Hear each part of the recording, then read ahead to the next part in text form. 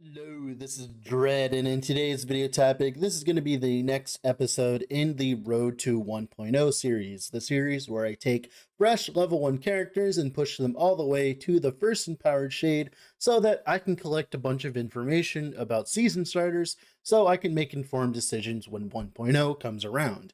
This time around, it's going to be Crit Hail Veros. So, Crit Hail Veros is actually the first build I ever played on Marksman all the way back in the day when it first came out. Back then, Shift had a node inside of it that made your next attack after utilizing Shift deal 150% more damage. And this was very strong. Now, of course, Shift got nerfed due to Lethal Mirage's sins, and it lay dormant ever since. Like, they turned it into increased damage, and it was pretty much useless for a very, very large amount of time until recently where they buffed it because no one was using it. Now it's a nice 50% more damage for your next attack after utilizing Shift. This is enough of a buff to get Crit Hail Veros back in the limelight and usable again.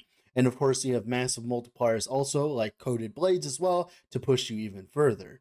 Now, of course, I just want to point out that there is no finished version of Crit Hail Veros on the channel. This is the first time I've played the build in years, so I'm going to need to eventually make a version of that, but this is going to be, of course, the season starter version of it. So, Crit Hail Veros, how are we building this? So there is a node inside Hail of Arrows that is called Sky Strike. Sky Strike allows you to use a turn Hail of Arrows from a damage over time skill into a hit skill. Well, of course, you still have the damage over time portion, but you also have the hit portion. And that hit portion scales with most of Hail of Arrows more damage modifiers, which means that, of course, we can, instead of going for a big dot, we can go for a very, very big hit. And this is very synergistic with a lot of the nodes inside Hail of Arrows because you can get a lot of more damage. And you can also do the trick with, of course, the what is it called? The Black Quiver, right? You can get a lot of more damage for your next attack as well with Hail of Arrows, and all of that combined equals a very large hit. And also as well, we have access to skills now like Cinder Strike. Cinder Strike gives you a very large amount of percent damage and some fire penetration. Of course, since most of our damage is fire damage, other than that small amount of damage that we get from elemental arrows, which is lightning damage. Speaking of that, so this build is a little clunky. There's a little bit of clunk involved with it, mainly due to the fact that not only do you need to maintain your Black Quiver, right, and your shadows so that you can do the massive, ridiculous amounts of damage that, Hail of Arrows is known for with the Dark Quiver, there's also as well a little bit of a trick. So you can see on my bar there, whenever I attack with Cinder Strike, I lose all of my elemental arrows. This is very bad because you want elemental arrows to be consumed by Hail of Arrows. But there is a way out of it. So it turns out if you simply use Cinder Strike to buff up your Hail of Arrows, you stop attacking with Cinder Strike for a few seconds, and you use your shift, of course, you grab your Dark Quiver arrow, and then you wait like about a second, you'll instantly get about 3 elemental arrows to use with your Hail of Arrows as long as you have all the generation in the tree, which has essentially solved the problem that I thought we were going to have. And it means that not only can we benefit from Cinder Strike, giving us a very large amount of damage, we can also, of course, still utilize elemental arrows, which is the whole point of playing a build like this. Because if you don't know, elemental arrows gives you a very large amount of flat damage. So without it, it would not be that good, right? Obviously. So yeah, there's a little bit of clunk involved. Now, we don't really need to utilize any of this clunk while inside of monoliths at all. That is because Hail of Arrows hits so hard that anything, for the most part, in terms of trash is going to die. And if we need to, of course, kill anything in the monolith that doesn't die within the first hit, we can always just simply do the whole combo on the rare or the diamond matron and watch them die in one hit, and it's very entertaining. Now, like I said, some people won't like the playstyle of this build, mainly because of the fact that you do have to do the whole combo. It's like a wombo combo. It's not like as if you can turn your brain off while playing this build. So it's definitely not the most like user friendly of builds. But when you get everything together, it's very entertaining to watch the very large amounts of damage that hail of arrows can pump out. Now, of course, like I said, this is a level 79 character on literally no gear. Imagine the amount of damage you could push once you actually have gear and actual equipment on your character, and you actually have the rest of the passives. Because like I said, all of this footage is without coded blades, which is about 80% more damage that we currently do not have, and we could definitely very easily grab that once we have a few more levels. Now, with all that being said though, if you haven't already, I'd heavily suggest leaving a like on the video and subscribing to the channel for more content like this. Now, let's go in Planner to talk about how I leveled this character.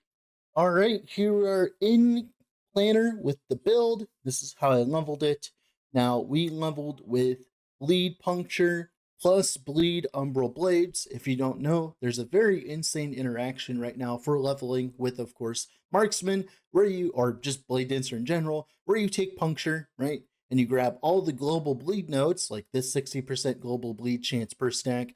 Then you grab these 3 extra stacks to get a massive, and I mean massive, 360% chance to bleed globally. And then, of course, we utilize this alongside, of course, Umbra Blades, Spinny Umbra Blades specifically, as you can grab this node here and make Umbra Blades spin in place, which then it can snapshot your bleed chance and keep dealing bleed damage per second. And it is a very, very large amount of damage. You could utilize this build to level all the way to level 50, 60, or whatever, or get all the way to empowered monoliths if you really wanted to.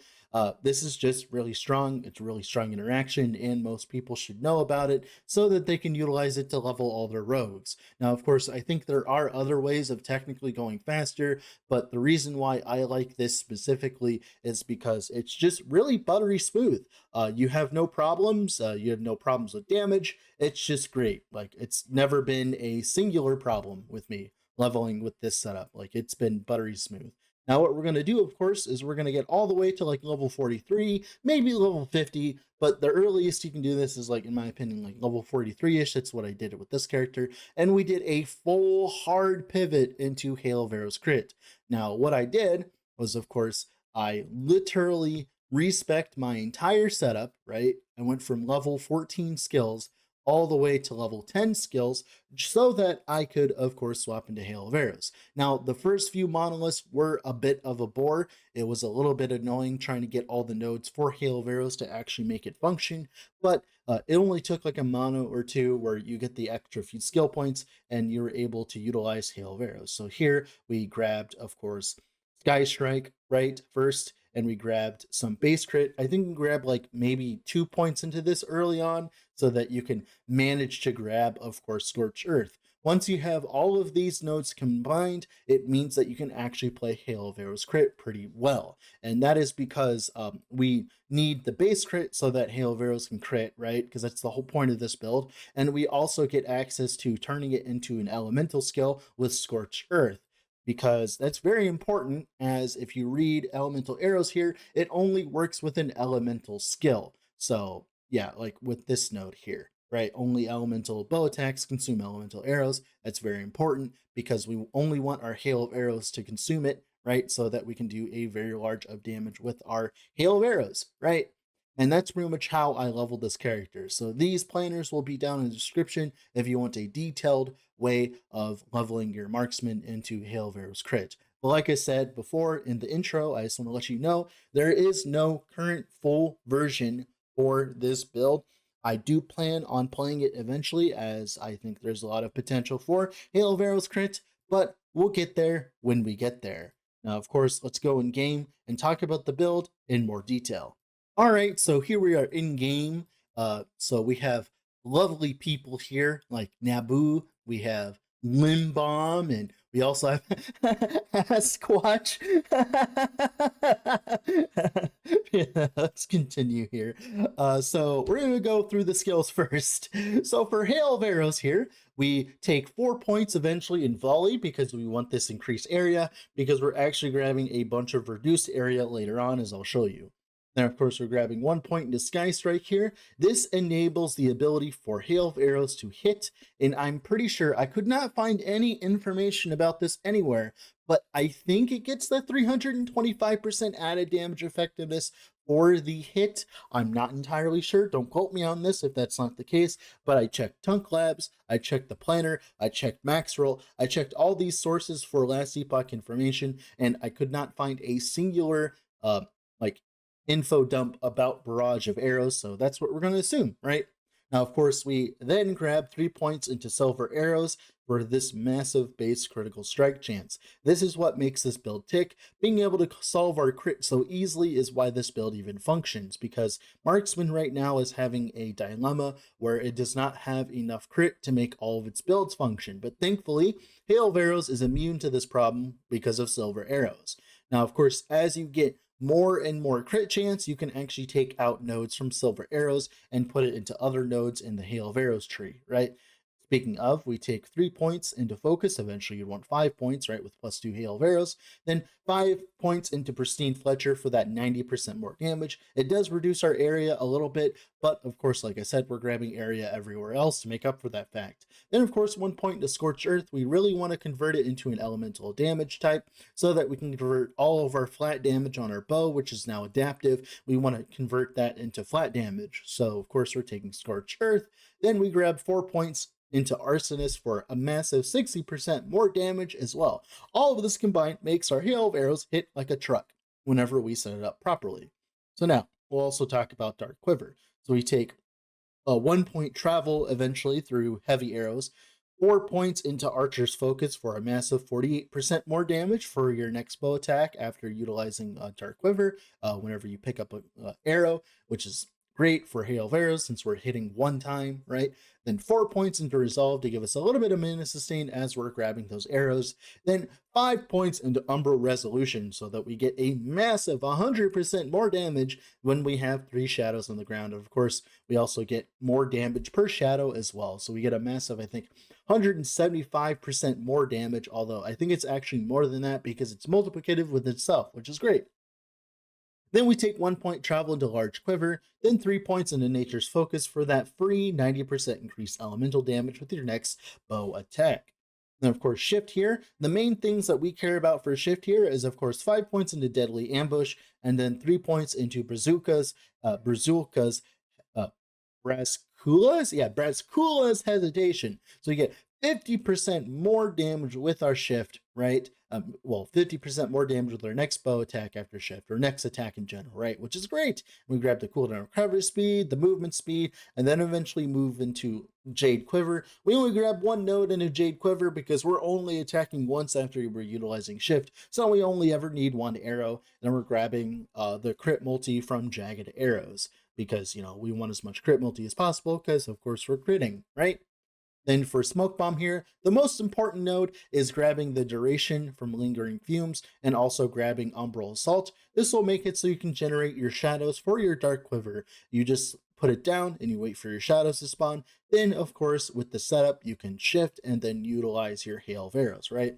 And of course, here we got Eroding Fumes as well, so that we can apply Armor Shred stacks to the enemy as they're standing inside of our Smoke Bomb. This is nice as most builds don't, most one big hit KO builds don't have good ways of getting Armor Shred, so having ways of applying Armor Shred for us is great because Armor Shred is usually only a luxury for builds that hit really fast, but thankfully, thanks to Smoke Bomb, we can take advantage of Armor Shred and get that massive, like 60% more damage or however much it ends up being with the formula.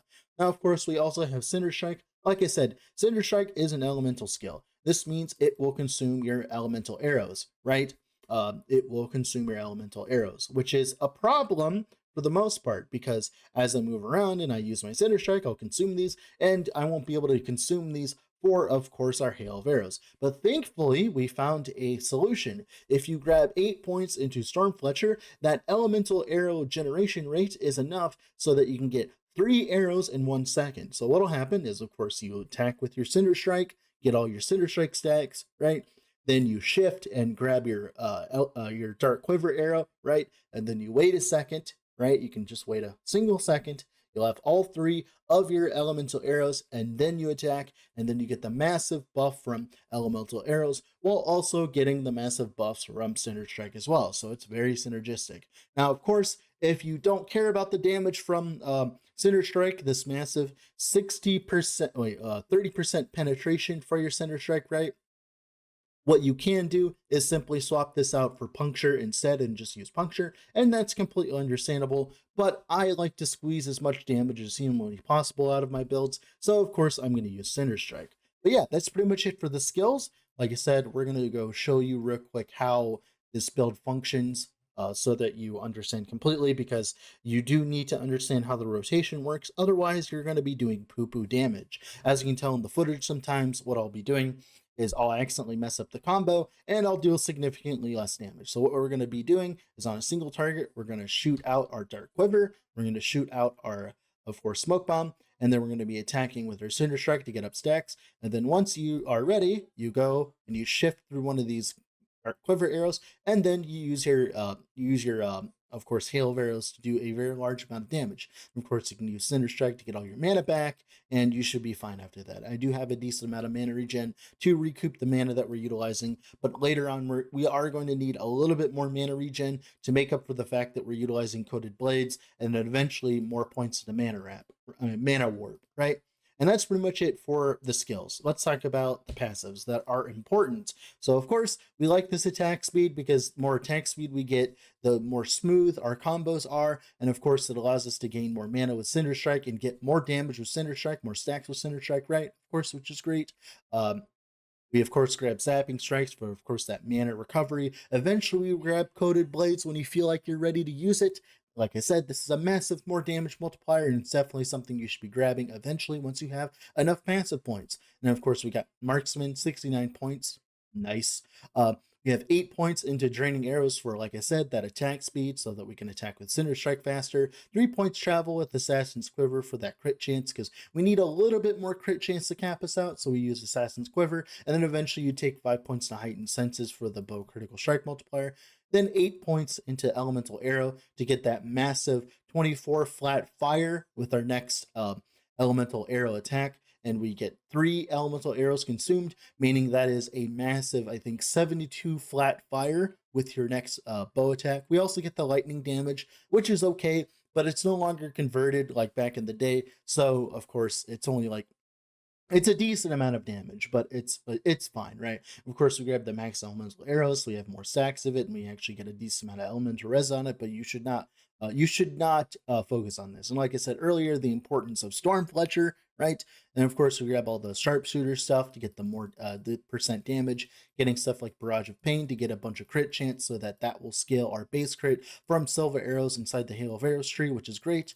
Then we have crit multi here, of course, lots of crit multi. We grab 10 points into Ethereal Arrows. Right now, we're getting increased damage equal to 500% of the bow mana cost. Right now, the bow mana cost is about 94, so we're getting a massive 500% increased damage on our passive tree or Hail of Arrows. That allows us to deal a lot more damage. And eventually we're going to take 5 points to mana warp, which increases our bow's mana cost. That costs mana, but gives us more mana gain back on using bow skill. So we get the 8 flat mana here, and then eventually we're going to get 15, so we get 23 every single time we use Cinder Strike, and it makes our Hail of Arrows cost more mana, but that's really good for us because it makes it do a very large amount of damage, which is what we want, right? We want the mana cost to be higher so that we get more increased damage from Ethereal Arrows, so that we deal a very large amount of damage, right? We get ridiculous amounts of increased damage with this build, meaning that we can focus less of our gear on damage and more of it on chunk. And of course, 2 points into Master Archer for that nice Hail of Arrows arrow. And that's pretty much it for the passives. Like I said, the only thing that I'm missing in this build mainly is, of course, Coated Blades. And then eventually what you would do is you'd start skimming off damage so you can actually start putting points into HP, and then you'd be good to go, essentially. Now, let's go over gearing here. So, my gear is absolutely garbage. I have no good gear.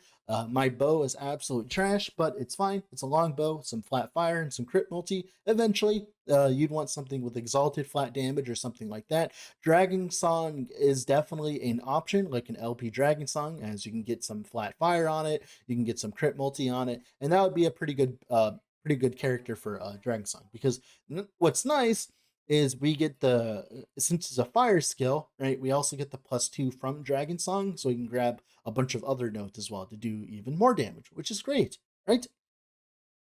Then for other gear here, our helmet's really nice. We get a massive 120% increased damage. This on top of course, the increased damage from hail of arrows is pretty much all we need for increased damage. But of course, you get more later for, if you want to big dick it and get even more damage, right?